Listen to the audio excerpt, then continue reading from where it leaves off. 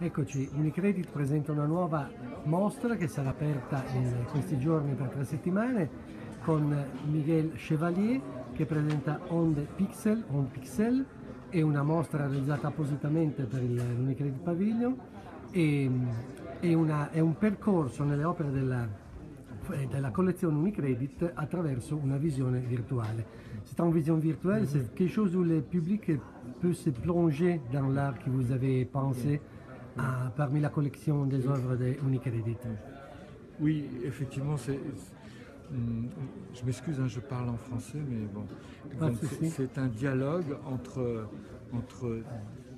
certaines œuvres de la collection et l'idée de faire une installation un peu qui joue de l'espace de ce pavillon de Michel De Lucchi.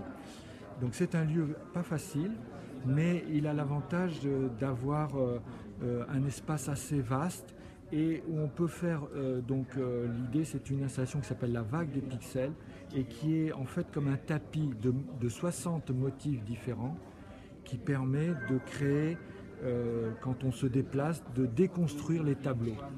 Et donc l'idée c'est que ces tableaux de motifs font référence à l'art optique, au cinétisme, à différentes et aussi à la symbolique du monde digital qui caractérise le monde actuel. Donc c'est une expérience et comme vous l'avez dit, c'est au-delà d'être plongé, on est immergé dans l'image et le son du compositeur Jacopo Baboni Schellingi. Et donc l'idée c'est vraiment c'est une expérience qu'il faut expérimenter e partager avec les autres. Ecco, sentiamo per tutti la versione italiana, prego. Sì, direi che si tratta di un dialogo fra alcune opere della collezione di Unicredit e altre opere appunto mie. L'idea è quella di avere un'installazione all'interno di questo spazio di De Lucchi, uno spazio direi davvero molto vasto, in particolare la mia opera, il VAG dei Pixel, che è questo grande tappeto dove 60 motivi continuano a scambiarsi e dove camminando sopra l'opera è come se si destrutturasse. Un riferimento può essere più che altro ottico, cinetico, anche simbolico, digitale, ma il digitale della nostra epoca, del nostro mondo. Si tratta di qualcosa di esperienziale, come se si fosse immersi nell'immagine, anche con la musica di Baboni Schellingi, e questa immersione nell'immagine che diventa appunto esperienza e condivisione. Vous avez toujours travaillé dans l'art avec, au commencement de PC et puis du digital. Oui. Qu'est-ce qui s'est passé dans ces années et qu'est-ce qui s'est changé? Ce qui a changé beaucoup, c'est qu'au début, on m'a pris pour un fou et qu'avec le temps, les gens ont commencé à comprendre, et surtout avec l'évolution des technologies et des smartphones, à partir de 2007, tout ce qui paraissait beaucoup abstrait dans les années 80 et 90 est devenu réalité. Donc l'idée c'est qu'aujourd'hui, au fond, c'est un outil comme la peinture, la photo ou la vidéo, mais l'ambition de mon travail, c'est de montrer qu'avec cet outil, on peut créer des univers d'émotions, et c'est aussi parce que les outils deviennent plus puissants, ont des capacités de calcul, que du coup on peut créer des œuvres dans lesquelles on peut se déplacer en temps réel et qui créent cette installation qui me paraît très en phase avec le monde actuel. Merci.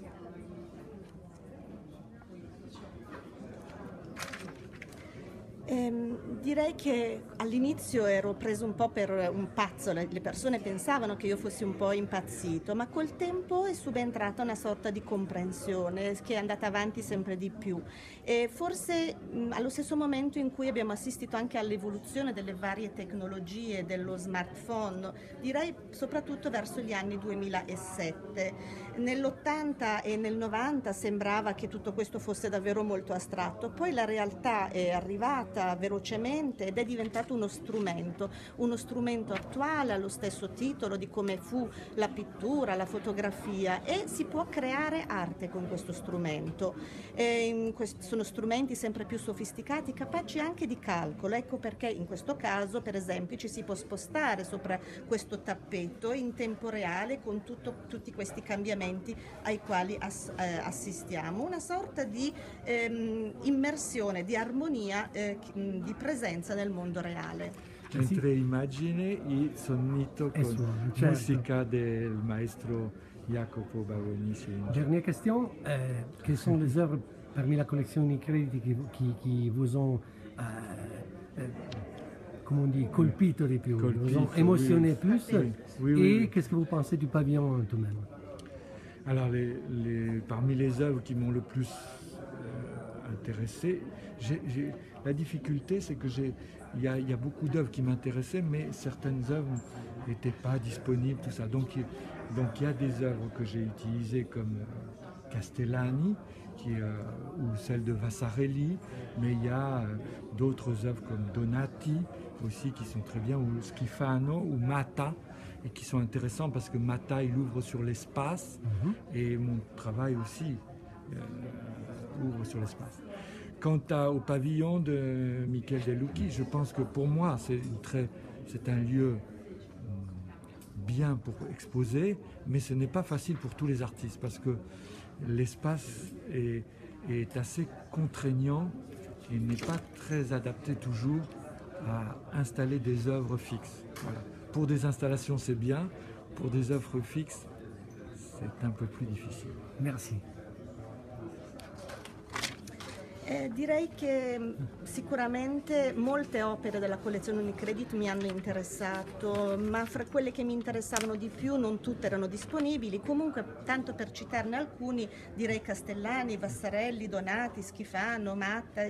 Diciamo in quest'ultimo caso, per esempio, lo spazio per lui è importante, così come è stato importante per me. Per quanto riguarda il pavilion di De Lucchi, cosa posso dire? Che per me è un ottimo spazio per poter appunto esporre le opere, ma non è detto che vada bene per tutti quanti gli artisti. Non è particolarmente adatto, credo, perché è un po' vincolante per le opere fisse, invece per le installazioni sicuramente va molto bene.